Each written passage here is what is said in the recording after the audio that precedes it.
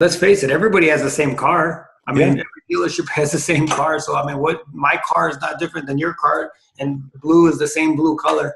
So what's going to separate you from the pack is a real person, somebody Yeah. that, they can relate to, and somebody that cares. Now, your weekly dose of inspiration, perspiration, and just the right amount of bull defecation. The Get You Some Radio Show with your host, the Vice President of Making Shit Happen, Terry Lancaster. In 1973, Joe Girard sold 1,425 cars, set the world record, the Guinness Book of World Record for the most cars sold in a year. That record stood for 44 years until 2017, when today's guest on the Get You Some Radio Show shattered that record. My guest today is Ali Reda from Les Stanford Chevrolet in Dearborn, Michigan. Ali sold 1,582 cars last year, regularly sells over 100 cars a month. He's the co-writer of the book, the co-author of the book, How to Sell 100 Cars a Month. He doesn't work weekend, and he doesn't take lot ups. We're going to be back to talk with Ali Reda about how he does that right after this. Make more friends.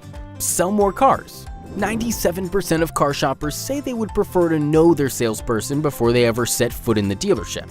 People buy from people they know, like, and trust, and they refer their family and friends to people they know, like, and trust. Visit terrylancaster.org to learn how your sales staff can get more reviews, more referrals, and more repeat business by building better, stronger, more authentic relationships online and in real life. terrylancaster.org. Ali Reda, how you doing, brother? Good. How are you doing? Man, I am fantastic. I'm so excited to have you on the show. You are the toast of the town, brother. Everybody wanted to talk to you when this came about. Yeah. It's been a lot of fun, man. It's a pleasure to be here, and I appreciate you having me on. Oh man, I'm glad to do it. And like I said, when you kind of blew up 6 months ago when all this started, when you first broke the record, and I watched you on the Fox network on Varney and Friends, and Stuart Varney had you on the show, and he didn't know nothing about nothing. And Stuart starts talking to you, and I can tell right away he's expecting a guy who can sell ice water to Eskimos. He's expecting the big stereotypical car guy to come out and pound on his chest and try to sell him a car and just go nuts. You're the best car salesman in the world. You got to be, all that. And when you weren't that, he was shattered. I mean, I could tell his feelings were hurt. Yeah, that was interesting, man. That was a really interesting one because, what most people don't realize is I couldn't see him. Yeah. And I couldn't see what was going on there. So I was stuck in a room with the camera in my face and pretty much didn't know what the questions were going to be or what was going on. So I kind of, they just throw you out there and you're at such a disadvantage. But, I think they expected that. I think they expect me to come out and jump on the desk and say, hey, I'll do anything for a car sale. Hey, I'll do anything. I'll, eat a spider or some crazy thing. And they expected that. And, that's the perception that everybody has, right? Everybody has the perception of that plaid suit, old used car salesman that they had in the 70s. And, and I kind of stuck my guns and just told them, hey, man, this is about relationships. This is about people. This is about, being advisors. And they didn't really know how to react to that. And they were kind of kept pressuring me to throw my guns in. But I was like, that this is real. This is what it's about. And, I think a lot of people kind of saw that and took that away from it. Yeah, well, I think that's what it was. You were trying to convince him that I can't sell you a car because I don't know what you need, and and I'm not going to sell you something you don't need, because that's how you work. You work for relationships. When the book came in the mail, when I got the book in, I looked at it and I go, this is a kind of, it's a tiny book. It's like 4 square inches, about 60 pages. And I'm going through it and I'm looking for it. I said, you know what? There's going to be a lot of people that this isn't the book they're expecting, because they're expecting the magic button. But this book is the perfect book because it is absolutely simple, because it talks about how simple what you do is, but simple ain't easy.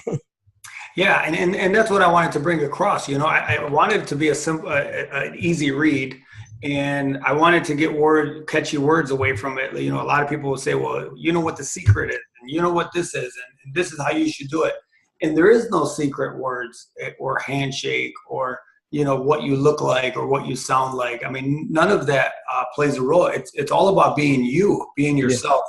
And, being who you are at your best is really what it's about. And more so about being in the people business than the car business. Right. Once you understand people's, needs and wants and are sincere about it, the rest of it is pretty easy. I mean, let's face it, everybody has the same car. I mean, every dealership has the same car. So, I mean, my car is not different than your car, and blue is the same blue color.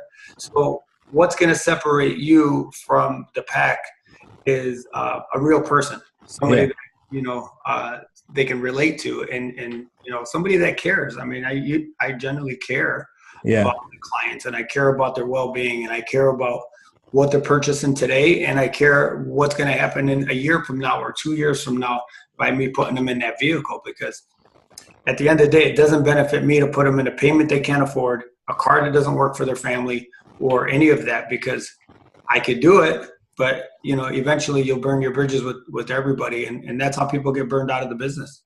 Yeah, because when you run out of people to tick off, I guess it's time to find a new line of work. Yeah, and that's what happens. So all of a sudden you say, well, I got to leave this dealership, I got to go to the other dealership, nobody there knows me, and then you burn your bridges there. And this is not an overnight job. It's not a one-night stand.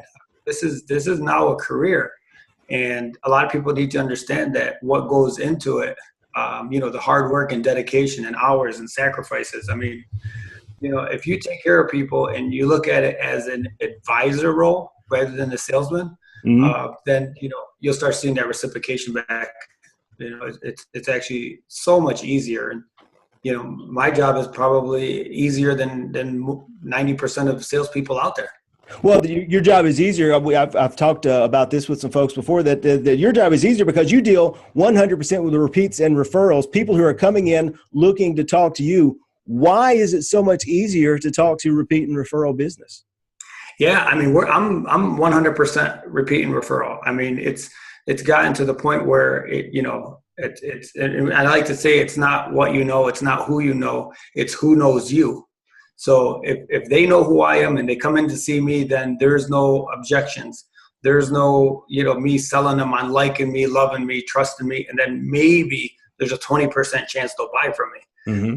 We completely have flipped that role. So now they come in with no defense mechanism. Now they come in relaxed, and they can be, honest and truthful from the beginning. And I'm extremely transparent with them. My whole mindset is I'm there to help them, not sell them anything. And if I can't help them with their automotive needs, then I'll guide them to where they can get it.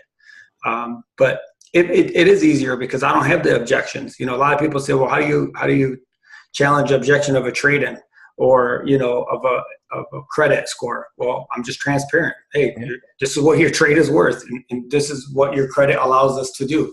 And for the most part, people are going to understand that and they'll relate to that. And they trust me now. And I give them every right to. And how does that relate to time, from a time perspective? Because, a lot of people are spending 2 or 3 hours working a deal because they got to go back and forth with the numbers. And since nobody believes anything anybody's saying, it takes a while to convince people that what you're saying is what you're saying. Yeah.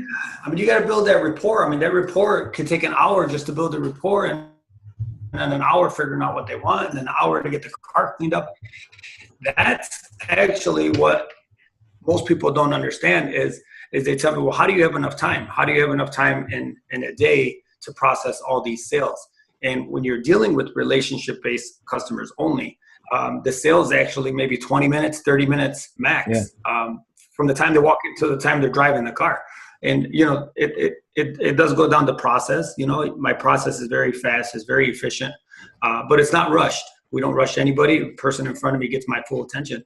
But when you're dealing with relationships, it's like selling to your mother. When your mother comes in, I mean, she's not going to drill you on any interest rates or payments or trade-in value or any of that stuff. She's just going to fully trust what you say. And when you get to that level, when you start practicing only selling to people that know you, I'm going to use probably 85 to 90% of the decisions are actually made by me. Right. 10% could be color or certain things that they need. But 80 to 90% of the decisions are made by me because they're asking me, what do I think? And I would advise them on what I think. And, 80, 90% times, that's what we're going with. Time-wise, there is no 2-3 hour stuff. So you talked about it being efficient and being fast, but that everyone gets your presence. When you're there, you're 100% focused on them. And you talked a lot in the book about the value of presence, both when you're actually physically in a room across a desk talking from someone to one, but in your advertising and your marketing, the role that your actual presence plays in establishing those relationships before people come in to buy. Oh, that's so huge, because a lot of times what happens is we have distractions, right? And every salesperson out there understands there's so many distractions going on. I mean, there's people walking by, there's customers on the showroom floor, there's a car horn going off over here, there's people moving cars over here, your phone is ringing on this side and your phone's ringing on that side. And when you show those distractions to a customer, the person sitting in front of you, they don't feel as important anymore. Right. They don't feel like they're getting your full attention. So if they can't get my full attention, how could I advise them on what's best for them? So when I have somebody sitting in front of me, I mean, I am so focused on them. It doesn't matter what's going on. Sometimes they'll move a car in front of my office and I won't even notice it for an hour that they moved it. Because it is funny. And I'm like, where did the other car go? They're like, oh, they just moved it. But I'm laser focused on that customer and they feel it. They can feel your sincerity. They can feel that you care.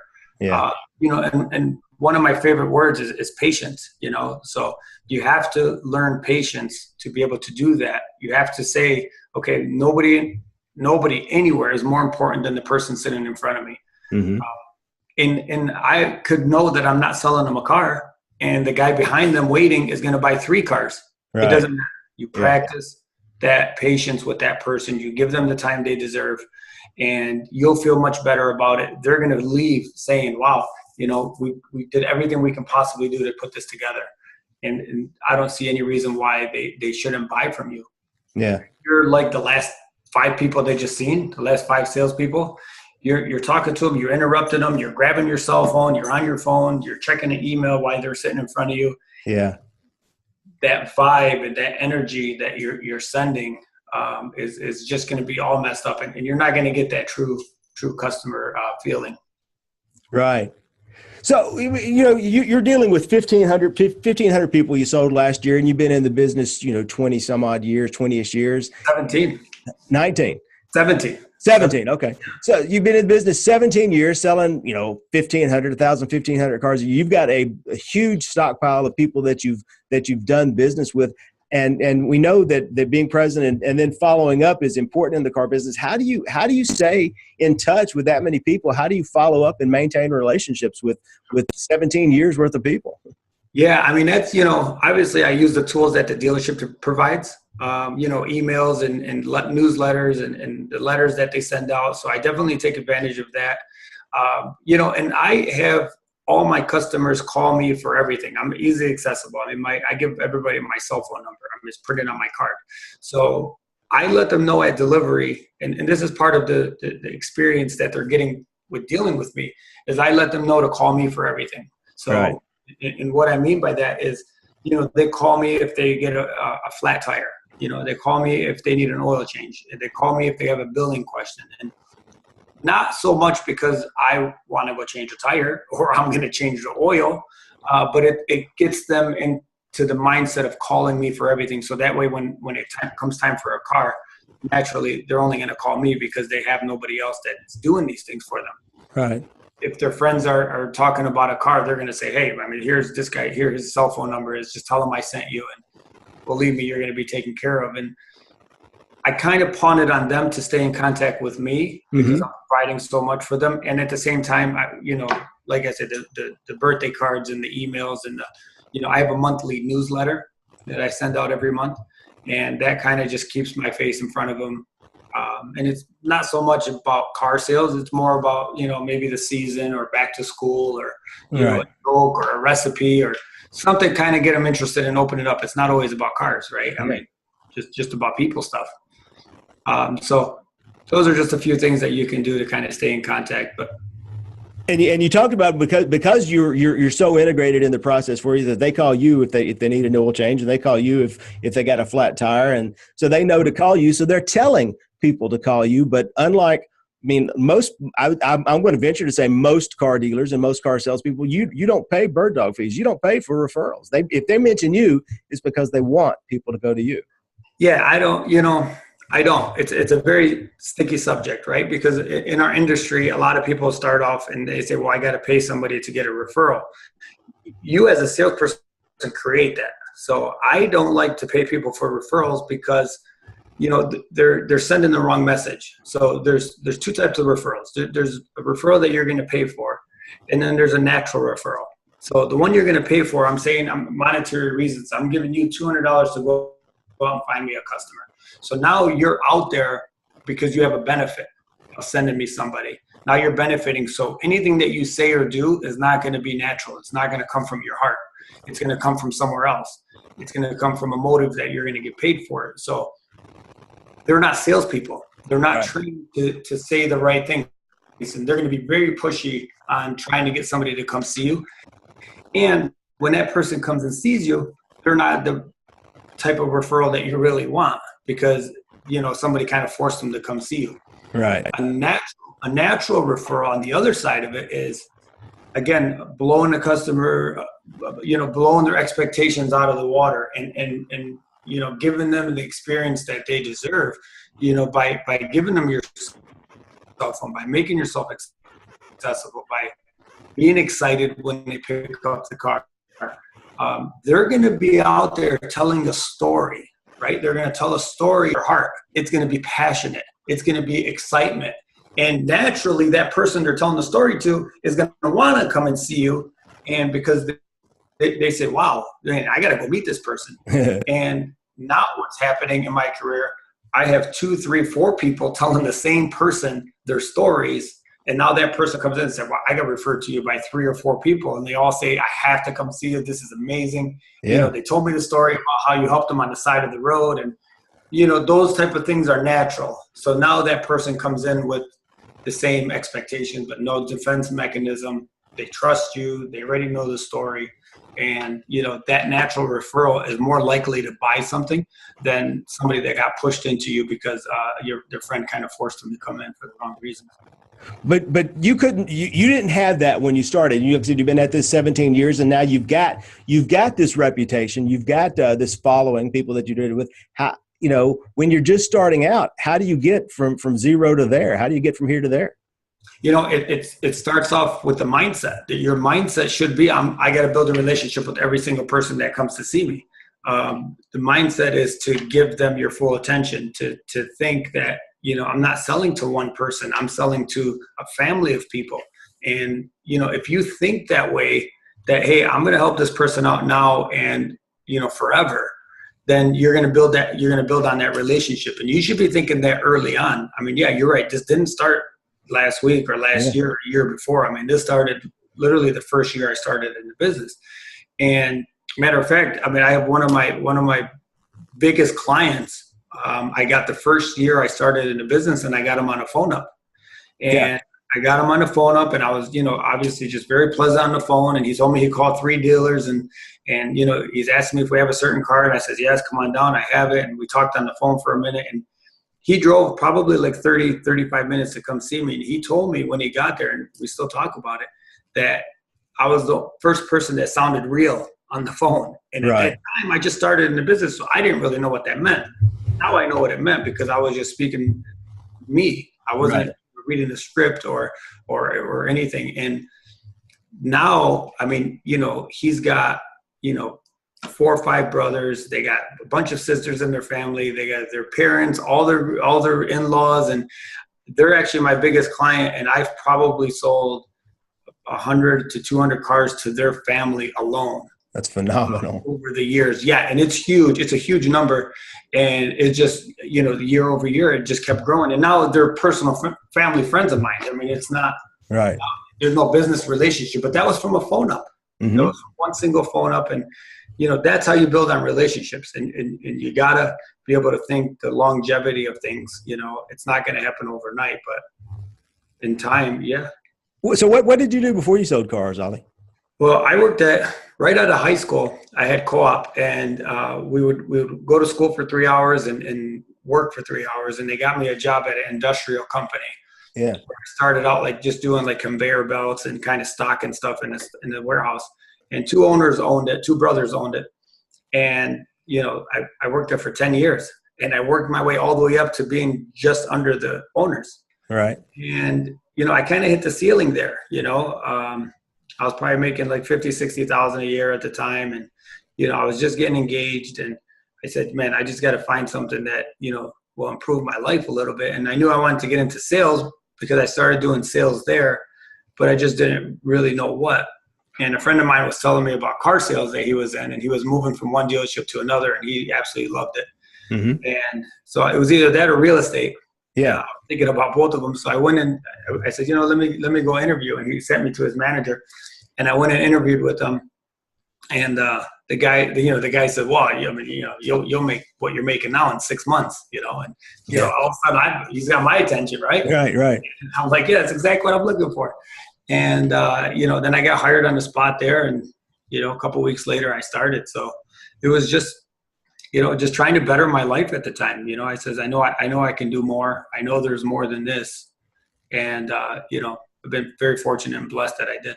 Yeah, so there's a lot of opportunity here. I try to talk my nephews and to go into my cars that that's a great opportunity to get out and meet some people and start building a platform that you can work from forever. And that's what you do. You talk a lot in the book about meeting people out in the community. If you're out in a restaurant, if you're out doing any volunteer service, you meet those people and start establishing relationships with them way before they start talking about buying cars. Yeah, and it's not about cars, right? I mean, there's a lot of times, because we meet people every day. You run into people every single day. You go to a grocery store, you go to a restaurant, and if you go to a restaurant and you go sit in the back corner, you have your meal and you leave, there's one thing. If you go in the restaurant and you make a presence where, I'm not soliciting business. I'm not in there saying, hey, I'm Ali Reda, I sell cars, and throwing out my business cards. I'm trying to meet the owner. I'm meeting the general manager. I'm meeting the staff. I'm saying hello to the bartenders, and I'm being sincere about it. I'm not soliciting any type of business. Mm-hmm. All I'm doing is making a presence, and I'm asking them questions about their favorite subject, them. Yeah. So I'm talking to them and saying, hey, where are you from? Where's your family from? And just small talking, time over time again, they are going to ask you what you do. Because now they're going to be intrigued by, wow, this guy is so nice. He's in here. And you got to be sincere. It can't be something that you're just doing it because of business. But that's how you build relationships, right? And then later on, they're going to be intrigued, and they're going to say, hey, what do you do? Well, I have the best job in the world, and I sell cars. Yeah. And you kind of goes from there. And then, everybody needs a car, right? Everybody you run into. Everybody I know. has a car or needs a car, or family has a car. Every single person. So why wouldn't you make yourself available to these people? Why would I just walk into a place and not get to know somebody? Community is huge. Right now with social media, everybody is more concerned about being on social media, and it really doesn't benefit me to be popular with a guy in California. Exactly. Right? I mean, it's a popularity thing. Fine. I get it. But if you want to generate business, you need to start local. Yeah. You need to start in your own backyard first, and then have it grow out as you go. And that's what I did. I visited every single business in my community. I don't think there's maybe a few businesses that I don't know the owner mm-hmm. or the manager of a business in my community. I can walk into any single place and I'll know who owns it or who's running it or somebody in there. So, and that's because of something that I, created. I didn't walk in there and just walk back out. I made a presence. That's huge. And I've heard you talk about too that it's not about social media is a lot. I mean, I'm a big believer in social media. I think it's very powerful if you're using it correctly and if you're using it locally, like you said. And most people aren't. But you one of the things you talk about is social media is about people, is about popularity, people puffing themselves up, and you talk about glorifying your customers and glorifying them and helping promote them and kind of raising them up and putting them on a pedestal. Yeah, exactly. Because if you're gonna, social media is very powerful. and you could, if using it correctly, you will gain a lot of business. But again, it needs to be local. It needs to be, somebody that knows you, somebody that can drive to you in 20 or 30 minutes and see you. Right. People across the country, it just doesn't matter. For me, I don't go on social media because I want to be popular. I'd rather be popular in my backyard. Right. And spend more time that way. So yeah, if you're going to go on social media, you got to be very cautious on what you put on there. If you're tagging your customers with photos, then you should be talking about your customers, not about how you sold 3 cars that day, right, or how you made $10,000 off of somebody, or how drunk you were the night before. Yeah. I mean, those are the type of things people just assume that nobody's looking, but they're looking at that stuff. Oh, yeah. If I see that stuff on there, that might not be the type of person that I want to do business with, because, nobody wants to know how much money you're making. Nobody wants to hear about that stuff. And a lot of people approach it wrong on social media. And I'm on there. I'm on Facebook and I'm on social media, and it's more for my local people to kind of see me. Right. I don't really talk about business much on there, but I'll, post pictures of my kids. I'll post fun stuff that I do. And it's just getting people to know me. That's it. And when you're talking about your customers, I know you create special programs for your customers. Like you'll go into a business. You told me before about you'll go into a business and create a program for their employees and to get them bringing stuff back to you. So actually creating things for your customers and hyping them up. Oh man, that is the best kept secret that you can ever do, and people just kind of overlook that. Right? Yes, it is so simple. It is so simple. I signed up recently a title company that has 400 employees. 400. Guess what? They all drive to work. Yeah. I mean, it's and guess what else? They have a job. So, very important qualification factors. Yeah, that's the only 2 things we care about, right? Yeah. They have a job and they need to drive to work. So, and it's, again, not making it about yourself. It's presenting a program to an owner or a general manager of a business, saying that, hey, I have a great program for local businesses, and it is designed to give your employees perks that other people may not get. So for all your employees at ABC, get free pickup and drop off, free service, extra $500 on their trade-in, a special pricing. I mean, whatever your dealership is willing to do. And you give it to the owner and you say, you present this to your employees as a perk for working for you. So now it looks like the owner set it up for all his employees. And now the employees are more inclined to do business that way because the owner already set it up. This is a person they look up to. Yeah. And I am just the manager of that program. I have nothing else to do with it other than I'm the person you come in and see when you want to take advantage of that program. And then by default, I'm the person that's reaping the benefits of this whole program is, and they post it. They post it on their websites. They pass it out with their checks. The owners are so happy to present that because now it looks like they did something special for their employees, which they are. Yeah. And then from there on, every time you get a customer, you're building a relationship with that customer. And as you can tell, it snowballs and grows as you go. But and you could do that with real estate offices. You could do that with mortgage offices. You could do it with grocery stores. A local grocery store is fantastic to do it with because, they got their cashiers and their busboys and everybody else that work there. And, they usually will listen to their owner if they suggest something. Right. Yeah, and because the owner wants them to have reliable transportation to get back and forth to work so they're not calling in their cars broke down on the side of the road. Literally, it is a win-win for everybody. And you are just kind of sitting back and reaping the benefits of something that, everybody's kind of taking advantage of a program. And you're just a, so-called the manager of that program, right? You're the guy they have to see to take advantage of it. They can't just walk in the dealership and see anybody. They have to see you. Yeah. So let me ask you a question I don't know the answer to. And this is what they tell you in law school is never ask a question you don't know the answer to. But I'm going to ask you one. Ali, would you say you are an introvert or an extrovert? Oh, man. I don't know. Yeah. I don't know.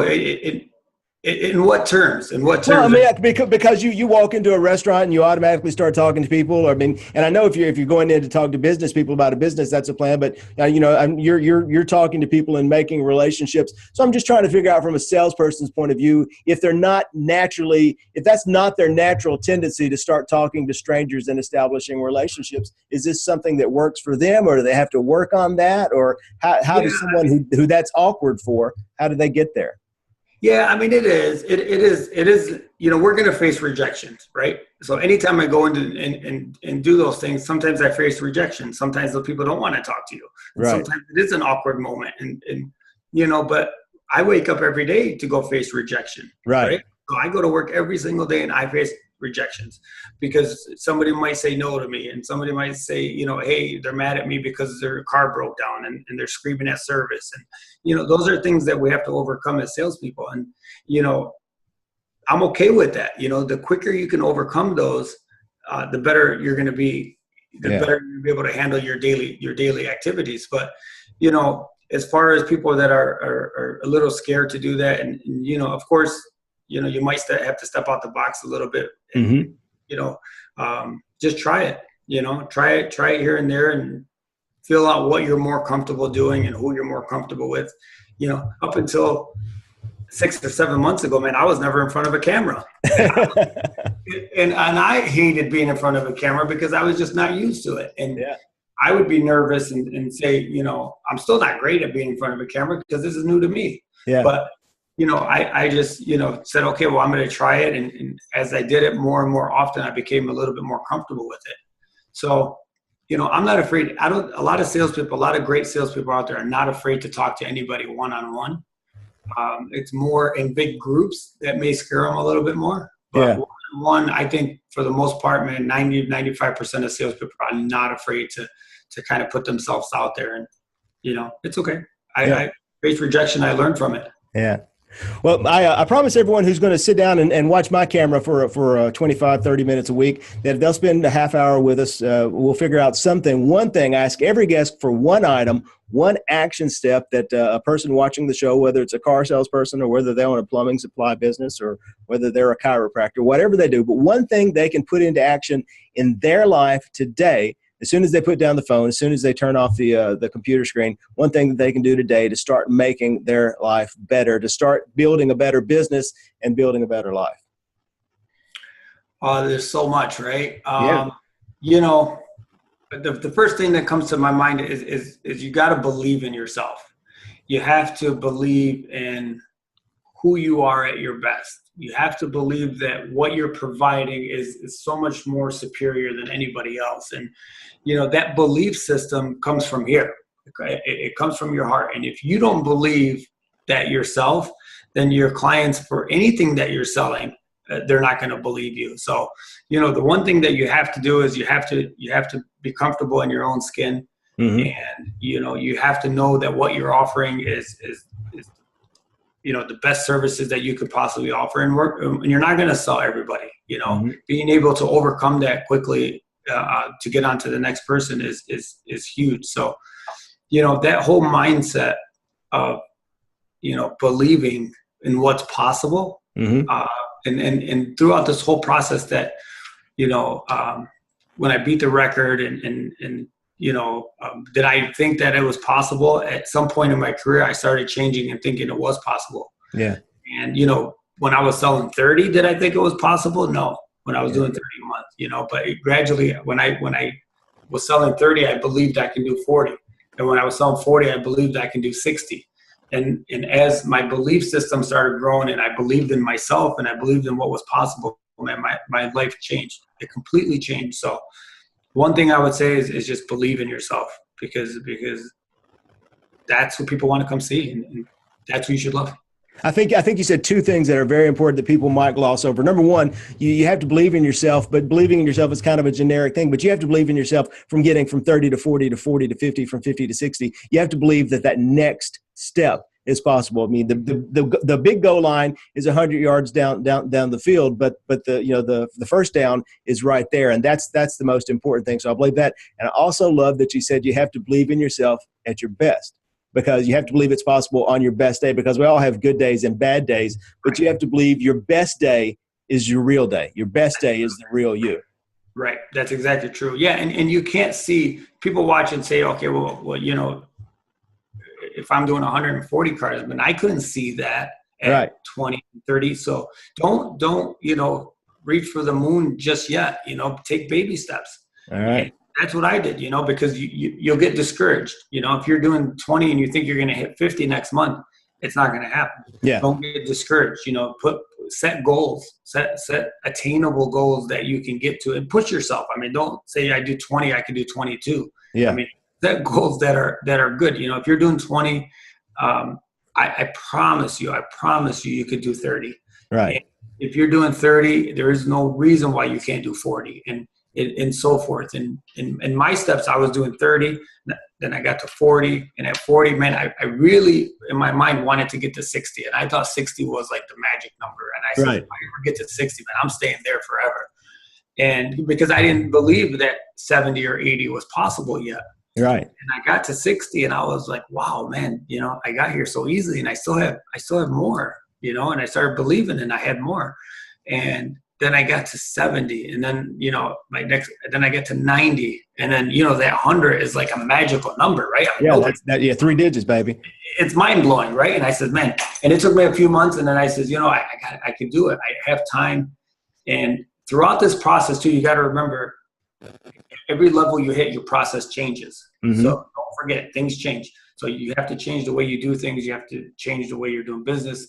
Certain things are not as important anymore than other things. So your process will change a little bit. And as long as you're evolving with that business, then you're going to hit that next level. So, you know, when I got to 100, man, I was just, you know, just blown away. And quickly I realized there was more. Yeah.